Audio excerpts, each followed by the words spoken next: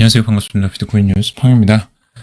비트코인의 고점 도대체 어디일까? 비트코인의 강세장 끝났을까? 아니면 지금도 진행 중인가? 라는 것에 대해서 같이 한번 살펴보도록 하겠습니다. 도움이 되신다면 좋아요, 구독, 댓글 달아주시면 감사하겠습니다. 자, 제가 가져온 거는 이제 비트코인의 월봉 차트입니다. 비트코인이 과거부터 현재까지의 아주 장기적인 차트를 한번 가져봤고요. 여러분들이 이 차트를 보시면서 조금 우리가 지금 어느 위치에 왔는지 살펴보도록 할 건데요. 지금 전체적으로 이제 강세장이 한번 계속 진행이 됐었어요. 그리고 조정이 지금 크게 한 번이 나왔었고, 지금 이제 두 번째 조정세가 이제 나왔다고 좀 볼 수 있는데, 여기는 조정이라고 좀 보기에는 좀 애매하고, 여기서 이제 큰 조정들이 나왔었는데, 장기 강세장 두 번의 큰 상승. 이 이후에 이제 어떻게 될 것이냐를 봤을 때 아직 더 큰 상승 여력이 남아 있느냐, 아니면 여기서 이제 끝이냐, 완전히 끝이냐, 이런 것들이 이제 논란이 많이 되고 있잖아요. 근데 한 가지 이제 제가 보조지표로 볼 수 있는 것들은 이제 RSI 같은 경우는 지금 이제 월봉상으로 봤을 때 과거에 고점을 찍었을 때가 이제 96을 고점으로 많이 찍었었어요. 그래서 이때가 2013년도 11월 이 정도가 이제 고점을 찍었을 때 완전히 지금 RSI가 이제 96 정도에서 97 정도까지 갔었습니다.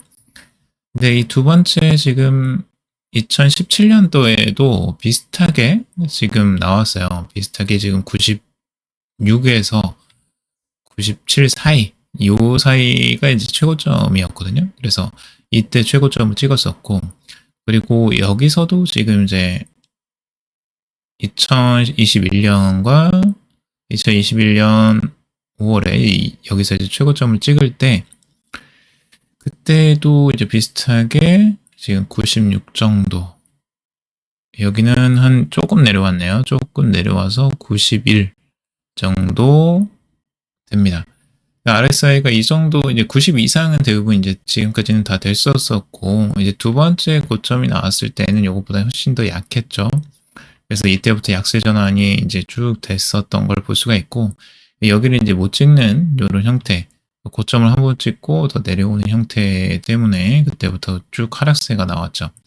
그러니까 이런 것들을 이제 보조지표를 좀 잘 활용하면, 여기가 지금 이제 강세장의 끝인가라는 것들을 좀 이제 볼 수가 있죠. 근데 지금 RSI 보시면 아직 이제 90은 커녕 77 정도밖에 안 왔어요. 고점이.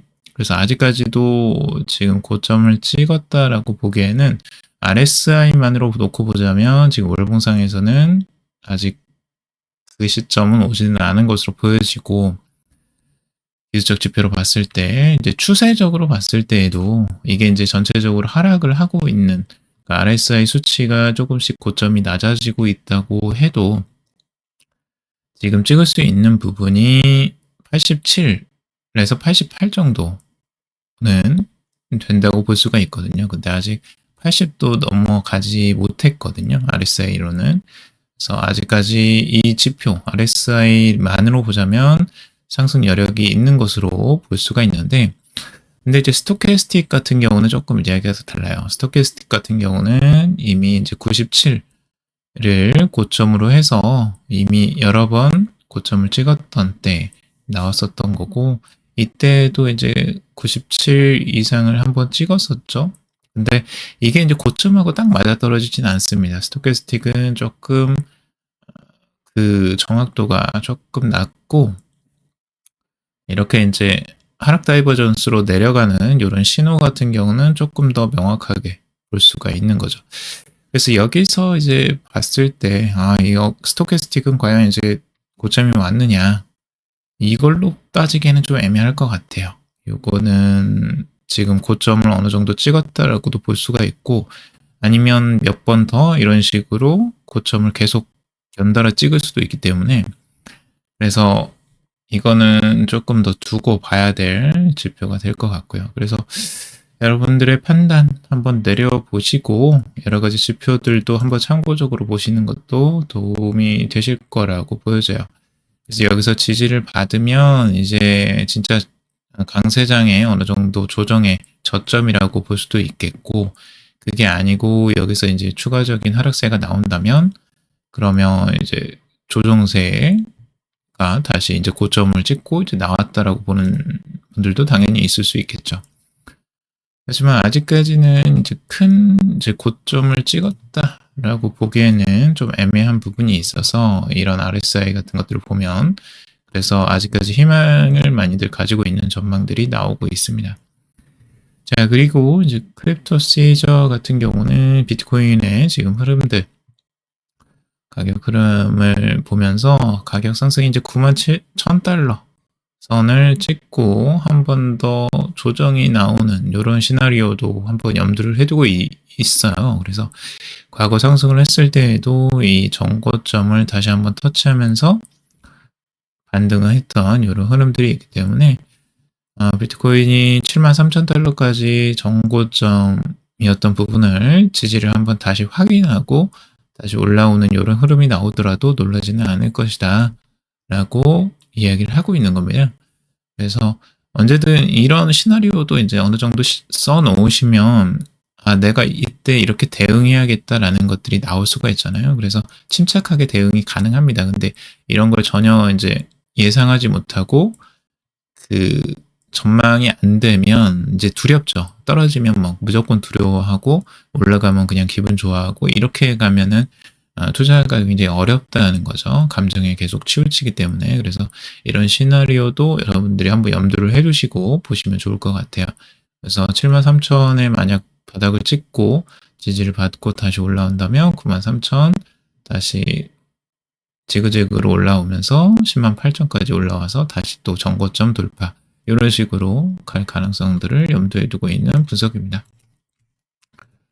비트코인 관세 전쟁 확장 재개 하락이라는 기사고요. 이것도 이제 마크 카니 캐나다 총리가 28일 트럼프 행정부 관세 대응에 대한 기자회견에서 미국과의 기존 관계는 이제 끝났다. 미국은 더 이상 신뢰할 수 있는 파트너가 아니며 과거로 되돌아갈 수는 없을 것이다 라고 말을 했습니다. 캐나다는 이제 트럼프 대통령이 25%의 관세 부과를 예고한 주요 무역 대상국인데, 잠시 진정세로 접어들었던 관세 전쟁이 다시 본격화되자 암호화폐 시장이 빠르게 반응을 했다라는 내용이고요. 그래서 비트코인이 단기간에 이제 조정세가 나왔던 이유라고 볼 수가 있겠습니다. 9만 달러 벽 막힌 비트코인 돌파 어려운 이유에 대한 이야기인데요. 글래스노드에 따르면 현재 이제 비트코인 사이클은 높은 가격에 비트코인을 구매한 투자자가 비트코인 공급량의 상당 부분을 보유한 탑 헤비 시장에 있다라고 이야기를 하고 있습니다. 그 결과 이 숏텀 홀더 단기 보유자들의 비트코인이 사상 최고치에서 30% 조정된 이후 가장 큰 가격 하락에 직면한 주요 그룹이 됐다라고 설명을 하고 있습니다. 이러한 단기 보유자가 겪는 매도 압력은 비트코인의 축적 추세 점수에 반영이 되고, 이 점수는 비트코인 가격이 108,000달러에서 93,000에서 97,000달러 범위로 하락한 이후 0.1 미만으로 유지가 됐다고 하는데, 0.5 미만의 점수는 누적이 아닌 분산, 매도를 의미하며 0.1 미만의 점수는 매도 압력이 강하다는 것을 나타낸다라고 이야기를 하고 있습니다. 그러니까 단기 보유자들이 매도 압력이 지금 강하게 나타나고 있다라고 하는 거예요. 근데 거기에 더해서 이제 추가 수요가 지금 뒤따라주지 않고 있기 때문에 비트코인이 그렇게 막 큰 힘을 발휘하면서 상승하지는 못하고 있다라는 걸 이야기하고 있는 거죠. 그래서 뭐 비트코인의 선물 시장도 미결제 약정이 718억 5천만 달러에서 546억 5천만 달러로 24% 감소를 했고, 영구 선물 자금 조달 금리도 이제 하락을 했다는 거죠. 그래서 레버리지 감소와 유동성 위축으로 인해서 매도 주문을 흡수할 매수 주문이 충분하지 않아져서 시장이 9만 달러를 넘어 상승할 수 있는 능력이 제한된다라고 이야기를 하고 있는 겁니다. 이게 단기적인 흐름들을 이야기하는 거고요. 그러니까 상승 주기 시장에 진입하는 이제 새로운 수요가 부족하다는 점, 이 점을 많이 강조를 하고 있어요.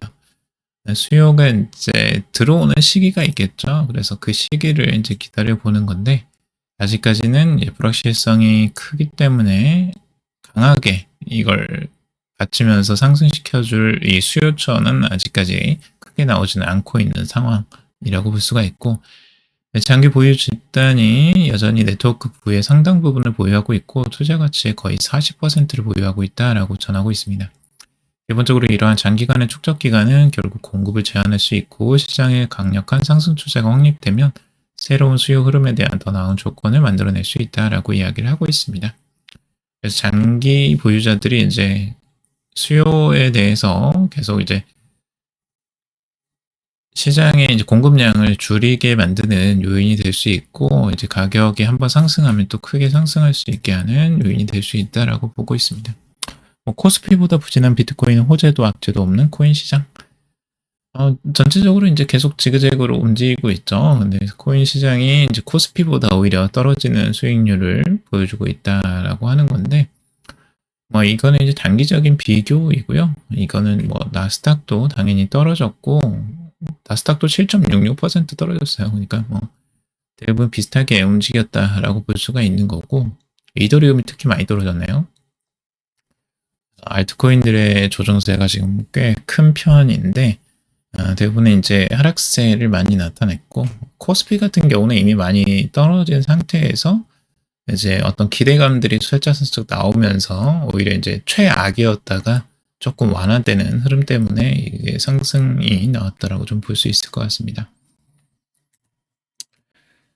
자, 비트코인, 비트맥스 공동창업자 3명 트럼프 사면 논란이라는 기사고요.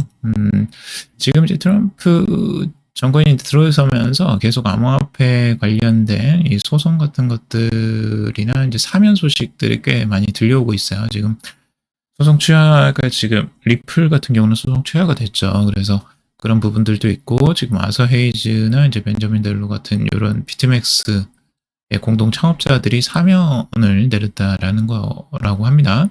자금 세탁 및 은행보안법 위반 등 다양한 형사 혐의로 기소가 됐었는데 각각 유죄로 인정을 했었다고 하죠.